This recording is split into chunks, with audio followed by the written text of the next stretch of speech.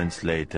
So hi guys, nandito po ako ngayon sa staff lunch namin. Nakabreak po ako ng 1 oras. So ngayon ay mag alas 3 ng madaling araw. So tinry kong matulog dito sa sopa kasi nakuha ko na yung 1 oras ko. So kumain na ako noon. So ito yung pangalawang break ko ng 1 oras ulit. Tinry ko dito matulog sa sopa kaso nga lang kasi bigla akong natakot kasi itong ilaw dito is nag-automatic shutdown siya. So mag-isa lang din ako dito sa may staff lodge. Ayan,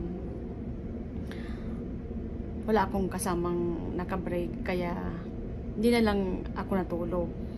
Hintayin ko na lang matapos yung 1 oras ko tsaka ako babalik sa trabaho.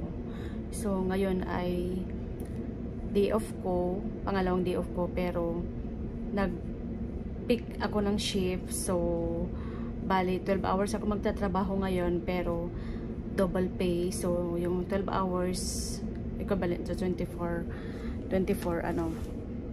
hours. So kung napapansin nyo guys, is nag-shutdown ulit yung ilaw. Ayan, gaganunin ko para magkaroon ng ilaw. So nag-automatic shutdown siya. So bali double pay kasi day off ko tapos nag-pick ako ng oras kaya double pay. So ang babayadan sa akin is 24 hours. Pero 12 hours less 1 hour break. Nililis na yung 1 hour break namin. So bali ang babayadan sa akin is 22 hours ngayong gabi. So ayun lang, ito lang yung update ko sa ngayon guys, sa mga excited na maging care aid dyan. So at least magkaroon po kayo ng idea. So pag nag-pick po kayo ng shift ng day off nyo, equivalent to times 2 na po yun.